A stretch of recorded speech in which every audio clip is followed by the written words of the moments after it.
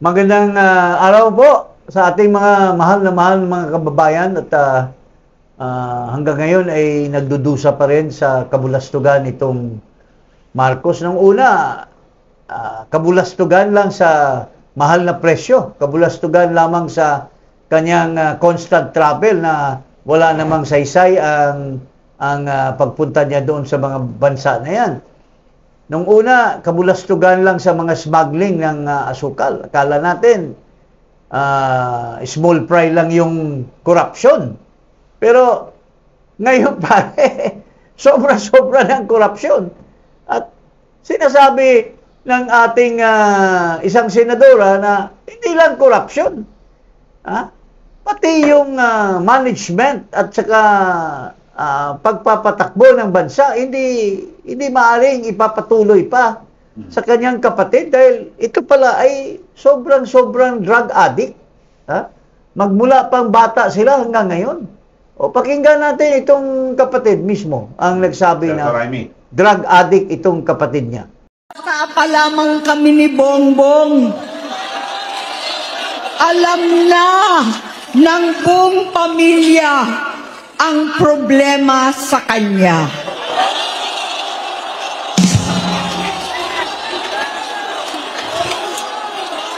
Sa totoo lang, mababasa naman ng lahat ang mga testimonya ng aking ama patungkol sa kanyang ugali at gawain. Noon, dahil may tatay pa kami, hindi ko pa siya responsibilidad. Noong tumatanda, ay mas naging nakakabahala. Batid ko na nagdadrag siya.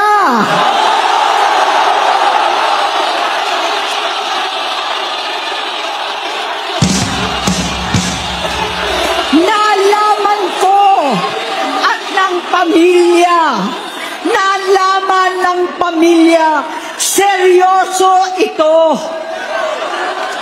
Minsan, kami ng Presidential Guard at Metro Gompa ang naglilinis tuwing nagpa-party po sila.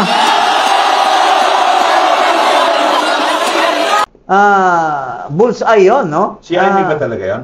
Si Amy, pwede kong patutuhanan yan because I was there. So, andun ako sa may harap sa may stage. Kaya alam ko si Amy talaga, si Manay Amy yung nagsasalita. Contrary to what the President has said. Okay. Siya yun, at saka na-shock ako. Dahil hindi ko alam na ganun pala ang sasabihin ni Senator Amy. Ang tanong partner, nandoon ka? I was there, yeah. Ayun. So, pero dito sa video, sobrang sigawan. Yeah. Kasi kung ang tao, tingin nilang pambubudol yung sinasabi ni Amy, di magbubu na sana, no? Yes, I was pero there. Pero dito, anong tingin mo? Parang overwhelming na natutuwa ang mga tao. Ang impression ko, observation ko ay yung reaction ng tao was really very, shock sila. Second, they were not bowing. Parang nabuksan yung kanilang isip sa isang katotohanan. May nagkumpirma. Oo, parang may nakumpirma right before their very eyes. And they were shouting. They were shouting and then confirming. Was it a shout of sadness or shouting? No, parang mixed reaction, mixed emotions ang lumabas. Ako mismo, I could not react in a very clear way kasi yung emotion ko mixed din Na-shock ako because I was there. Pero in your case, yes. Was it more of confirming or is it your shock is something new for you? Hindi siya new kasi syempre may mga istorya na tungkol dyan. And syempre tayo naman, din malayo ang edad natin kay Bongbong. I'm going 60 na rin So, nung time na yan, I was there, na-shock ako in the sense na hindi ko akalain na sasabihin yun ni Manay Amy. Okay. That was my impression. Pero yung reaction ng tao, very genuine And it was really Amy talking, I have no doubt about it. I know her personally. Di ba? Kilala natin si Manay Amy. Sumagot si BBM. Sinagot yung... Parang binaliktad ang sitwasyon. Ito, pakinggan natin yung congenital liar, di umano. Ito. Sir, how do you respond to the drug use accusations made by no less than your sister, Senator Amy Marcos, against you and the First Family? Sir, were you hurt by her accusations, and how do you explain these claims to the public? It's anathema to me to talk about family matters generally in public. I do not like to. We do not like to show our dirty linen in public. I'll just say this much. For a while now, we've been very worried about my sister. When I say we, I'm talking about friends and family. And the reason that is because the lady that you see talking on TV is not my sister. And that view is shared by our cousins, our friends. Hindi siya yan. Hindi siya yan. So that's why we worry. So we are very worried about her. I hope she feels better soon. Sir, quick follow-up lang po. Nagkausap na po ba kayo, sir? Or do you intend to talk to your sister? We don't really, we no longer travel in the same circles, political or otherwise. So no. Okay, ganito. I was there. So ang impression ko naman kay Amy, no? Well, being a litigator for 3 decades, close to 3 decades, alam ko kung ang isang tao or witness ay nagsisinungaling. Pero my impression of Amy then was, she was sincere in her statement. She appeared to be truthful. At saka wala akong nakikitang pretense or yung drama. Although very si Amy, magaling siya mag-deliver ng isang piece, no? Ng isang speech. Pero yung sincerity at lungkot, nakita ko rin sa mukha niya eh. Yung lungkot. Siya. Ha? Napaiyak siya. Napaiyak siya. And I was there. And kaya nga na-shock ako because this is a family matter, no? She was talking about. So, and sabi nga, dirty linen or so. Kaya wala akong duda na tama yung si Amy sa Pero sinabi Sek, may niya. binabanggit kanina, yung umpisa ng bago sagutin ng direkta, no? Ni BBM yung tanong. Sabi niya, we do not like to show our dirty linen in public. Yes. So I just say this much. For a while now, we have been very worried about my sister. Well,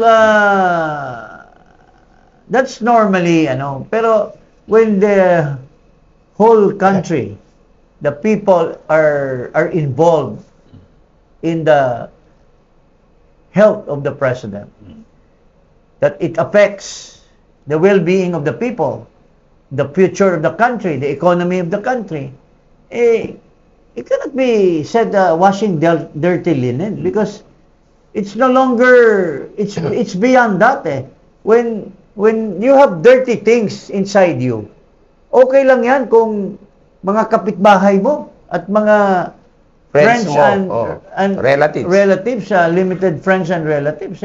You don't wash dirty linen in public. Pero if it is a call to duty of as a senator, and it is her obligation to the nation that it must be shown that the president is no longer fit to hold office. Kasi sinabi ni Amy doon that it affects his governance, judgment, his mental capacity. So, wala na yung dirty linen na yan. Ano ba yung definition ng dirty linen, partner? Ipakita natin yung meaning ng dirty linen. Legally speaking. Yeah. Dirty linen can refer to a Filipino drama television series that aired from January to August 2023. Or, it can be an idiom meaning embarrassing or private matters that could cause shame if revealed publicly. So, ano ba yung mga sinabi ni Senator Amy na embarrassing or private? Well, yung paggamit ng cocaine. Hindi ba, if that is revealed to the public, washing dirty linen in public, that will cause shame. not only upon the person, but also upon the family. But when you're a private person, Yes. it puts shame to the family when you're a private. But you're a public figure, you're a public person. You are under the scrutiny of the people At all times. at all times. Oo. In fact, under Article 7, Section 12 of the Constitution, in cases of national security and the welfare of the people, in fact, the Chief of Staff is even obligated to see to it that the person of the President, who is suspected of having illness or disease Or incapacity. he should be brought immediately to a medical facility and be examined. And the Vice President should be informed. And the Vice President, the Senate and the leadership of the Senate and the House should be informed. That's Article 7, Section 11. But sa Section 12, it's the obligation of the Chief of Staff to show to the public that the result of the examination is that he's all right or he is not all right. But that obligation is, given to the Chief of Staff of the Armed Forces. So in other words, being the protector of the people. Itong sinabi ni Senator Amy is a matter of duty on her part, no? Kasi senador siya, public official at that. And her brother, the President, is a public official of the highest office of the land. And therefore, it was a matter of obligation on the part of Senator Amy to divulge a truth. Hindi naman falsity ito. Ang bottom line dito, if you are contesting your sister in the light of what she said, and she challenged you to have a hair follicle test, that is once and for all will settle everything. Bakit ayaw mo? Bakit takot na takot ka? Are you afraid that hair follicle test will reveal what is already being suspected by a lot of people? Yung mga testimony ni Morales, yung mga video na pinagsinungalingan, yung mga video. All this can settle. Baka mamaya, yung mga nagrarally dyan, you'll be vindicated. At mapapahiya sila sa accusation nila sa iyo. So mas maganda kasi yun, para pag negative yung resulta, pwede mo isampal sa mga nag-accuse. Yes. Ito, mali kayo lahat. But, in the face of a serious accusation, normally, hindi ka papayag na ganun lang ang sagot mo eh. Ang reaction mo dapat dyan, sige, kung may challenge kayong ganyan, I'll disprove you. Hindi totoo yan. Kaya ng tatay niya. Baka dito lang siguro sila nagkaiba ng tatay niya. Kasi nung panahon ni Marcos Sr., there were also demand for him to show his health. Yeah. What did Marcos do? Naghubad siya, nagganon-ganon, di ba pare? Pinakita niya yung muscle niya. Tingnan nyo. Sinagot niya directly na I'm fit for the job. Wala akong mga skin disease or any. Wala siyang tinatago or kidney problem. Pero ito nagtatago. So paano maniniwala ang tao? Kaya nga ito, may binabanggit nga si VP Sara Duterte na para sa presidente, vice-presidente at lahat ng opisyal, kapag may challenge na ganyan, wala ikang magagawa kundi tanggapin mo. Accept the challenge of the people. Ito, panoorin natin.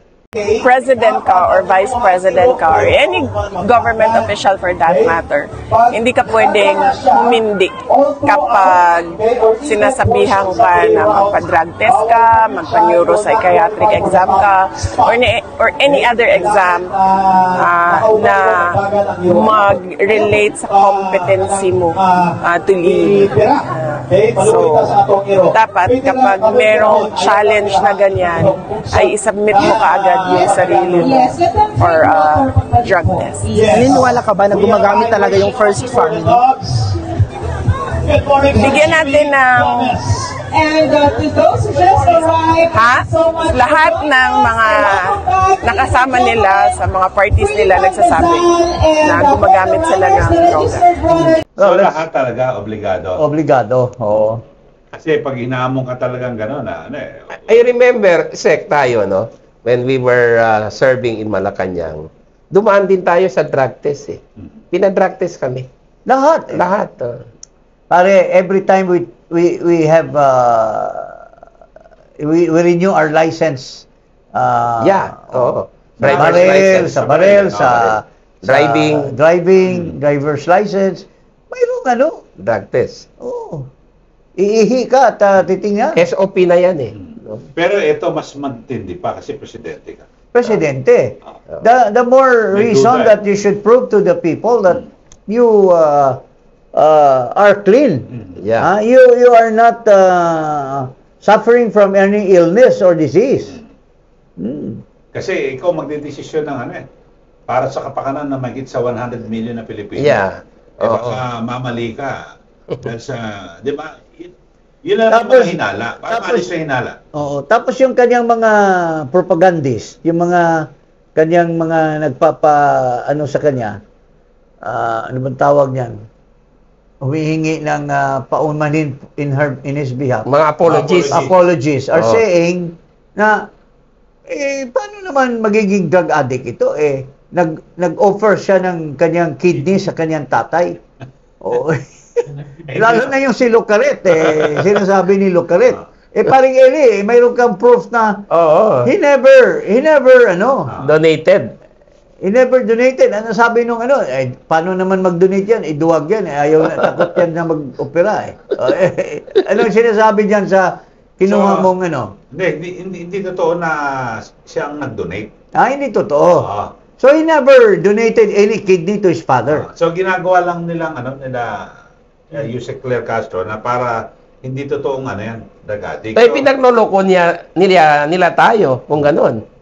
Uy, pambira naman to si Claire. Kaya nga sabi niya, dapat si FPR lang din daw dapat Papadrug test. Bakit magpapadrug test yun? Gago. Fentanyl tsaka yung sinasabi. Mayroong prescription yun? It's a cure. Rather than for pleasure. Saka may reseta yun, di ba? May reseta. Wala talaga. Siguro ito si Claire dapat din ipa-drug test ito. Dapat itong ipa-drug test. Dapat dalhin to sa mental hospital para mag-drug test. Meron pa isa, yung dating National Security Advisor. Sabi niya, hindi, yung Marcos Copol, New Yorkers yan Lahat ng tao doon nagda-drugs doon. Si yan, si dating Carlos. Si Carlos. Yung sinipa. Sinipa na kailangan din ng drug test yan si Carlos. Kasi kinik out So, hindi na-justify niya pa yun dapat. New Yorker. New Yorker. Ibig sabihin, lahat ng mga may kilala akong New Yorker. May kaibigan ako, si Mel, napakatino. Si Mel Mosqueda. May mga iba ding kaklase itong isang babae na pero may mga iba na nagsasabi na hindi daw nakapasa ito sa New York bar. Ito, base ito sa Time Magazine the first kidney transplanted in August 1983 came from a soldier in Marcos Presidential Security Command. This organ was rejected, leaving the Filipino leader fighting for his life just as exiled. Tapos, inaulit ng 1984 na transplant at ang donor ay yung 22 anyos na anak ng long-time Masur at taga-Masay niya. Masur. So, hindi si Bongbong ang nag-donate. Hindi, baka anak si Bongbong noon. Masur. Kasi sinasabi ni Marcos, my son has already died.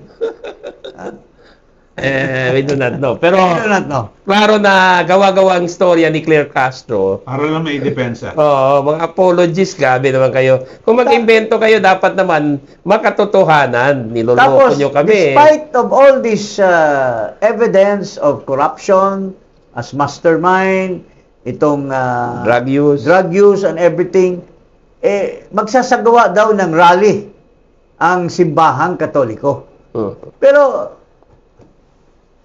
klarong-klaro na yung mga pronouncements ni Aimee, pronouncements ni Saldico. Pero tingnan mo itong leftist na bishop, Akbayan, member ng Akbayan. Ito yung nagtago ng mga bata. Itong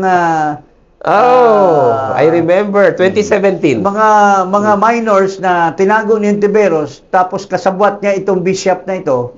Naging cardinal na pala. Paano na-promote ito na cardinal? Hindi naman ito talagang tunay na sa simbahan. He's a politician. Anong pangalan nito? Justice David. Justice David. Cardinal David na siya ngayon. Cardinal David, ikaw naman masyado kang politiko Anong sinasabi nitong Cardinal David na ito? Basahin natin ang article. Bishops blast political exploitation of Zaldico allegations. Urge him to face courts, not social media, over Marcos budget claims. Parang justice. The Catholic Bishops' Conference of the Philippines has called for due process and warned against the political exploitation of allegations made by resigned Ako Bicol Representative Zaldico, who accused President Ferdinand Marcos Jr. of seeking 100 billion in insertions in the proposed 2025 national budget. In a statement signed by CBCP President Caloocan Bishop Pablo Virgilio David, the bishop said, public claims, however alarming, must be backed by formal testimony and verifiable evidence in the appropriate level venues, and urged that the claims be examined transparently, impartially, and in accordance with the rule of law. Yung sabi, yung verifiable. Madali naman, di ba yung pinakita dokumento? Yes. Tapos meron dokumento rin niya sa balik mo na. Alam mo, Mr. David, kung i-claim to be cardinal, Justice ako, David. Devout Catholic din ako, but I don't consider you cardinal kasi kilalang kilala kita na napaka-politically biased na Catholic leader. You remember, tinago mo yung mga bata. I went to see you and contested your arguments. So ngayon pala, naging cardinal ka na pala, Mr. David. Pero you keep on issuing statements to the Catholic faithful. At ikaw ay kini-question mo yung pag-iisip ng taong bayan na sinasabi mo na political exploitation yung pagpapaniwala nila sa statement kay Saldico. Ikaw mismo may utak ka at nakikinig ka at nakakapag-analyze ka kung ano yung mga sinasabi. Siguro malaki siguro with due respect ang abuloy diyan sa donasyon ni Marcos sa inyo. Kaya ganyan ka, Mr. David. Parang praile, Parang sabi nitong kasama ko dito it reminds him daw sa panahon ng Kastila na mga anak praile. Oo. Saka parang wala sa ayos yung statement. Kasi hindi alam siguro ni Cardinal David na ang video evidence ngayon ay admissible na. Video conferencing is now the wave of the present, not of the future. At pinapayagan na po ng husgado yan. Pero dito, parang gusto niyang konsintihin yung nakawan gusto parang ganun ang gusto naging apologist and enabler. Dapat gusto konsintihin nito yung nakawan dapat kasi diinan niya na hindi palawakin pa ang investigasyon, magdagdag pa ng ebidensya para talagang mapanugot yung mga nagnakaw. Di ba? Pero narinig ko, Sek, paalis na daw ito. Siguro hindi nagustuhan ng mga ibang kasi there are at least 50 plus bishops. Nagtataka nga ako bakit naging ito ang naging head May marami pang magagaling diyan na mga bishop Yung sa Lipa o yung sa Palawan. Mga magagaling yan Ito identified ito. Yung pamilya nito puro mga kaliwa Lefties. Pero, Sek, para sa pangkalahatan, lahat ng Part 1, Part 2, Part 3, yung mga revelasyon ni dating Congressman Zaldico, talagang maliwanag na dapat merong magpaliwanag ang Pangulo at may managot po rin. Magpaliwanag, hindi yung panay issuing vague statements, issuing halusot. Dapat daw patas. Paano maging patas? Ikaw, pwede mong utusan na according to Zaldico, inuutusan mo daw si Martin na to shoot him. Inuutusan mo daw si Martin na sabihan siyang it's dangerous. Tapos ngayon, gusto mong pauwiin na agad after he has spoken against you. Against your criminality against criminal allegations against you. Hindi naman patas yan, Mr. Marcos. Paano maging patas yan? Dapat utusan mo yung bata mo, si Ping Lacson, nabigyan ng chance si Zaldico makapagsalita. Under oath in a video conference as Attorney Luna has already said. These are already admissible in evidence. Let him take his oath in an embassy where he is. Or notary. Kahit naman sa embassy sa Kelba, naka-live stream pwede. Pwede rin in a notary. He doesn't have to go home because abroad. That's absurd. Papauwiin mo si Zaldico para patayin lang, sabi niya. Baka papatayin ako, wala na akong masasabi. And you are capable of that. Tingnan mo yung mga rallies. Pinapailan nyo si General Pukis, pinapailan nyo ng inciting to sedition, inciting to rebellion. Si Eric Celis. Nagsasalita lang po ito ng katotohanan about what's going on with our country. They were not asking to overthrow the government. They were not asking for the military to rise up against you. They were just saying that mga taong bayan makikinig sa mga issues. Sobra ng pahirap sa taong bayan, sobra na ang corruption, sobra na ang mga kabulastugan ng panggobyerno mo. Is that inciting to sedition? Don't shoot the messenger. Don't shoot the messenger. Meron akong statement dito although pinost ko na ito. Ferdinand R. Marcos Jr. has debased the office of the president by converting it into a seat of unbelievable corruption and criminality. Yan, klaro yan. Oo. Sagutin niya yan kung gusto niya. Pero ngayon, nililist na. Naku, AI yan. Kung ano. AI daw Yung sinasabi mo kanina, sige. Hindi, ikaw kilala niya si Zaldico. Do you think AI yon? Knowing him personally? No. Tsaka detalyado yung mga... I think umabot na sa panahon na threatened na talaga yung buhay niya. So, he was forced. Pero why not saying here to anyone that Zaldi should not be charged for plunder, charged for several counts of plunder for that sake, and she should rot in jail. We're not saying that he should not, but he should be given a chance to say what he knows. Because these are personal knowledge. Saka privy siya doon sa conspiracy. Sa conspiracy. At saka, even, I am addressing to my good friend, my kumpadre, Ginoong Martin Romualdez. Sir, Huwag kang magpatinag kay Marcos. Kaya ni Saldico, alam mo rin yung mga kalukuhan ni Marcos, bakit hindi mo sabihin din? Be on the side of the truth, be on the side of the Filipino.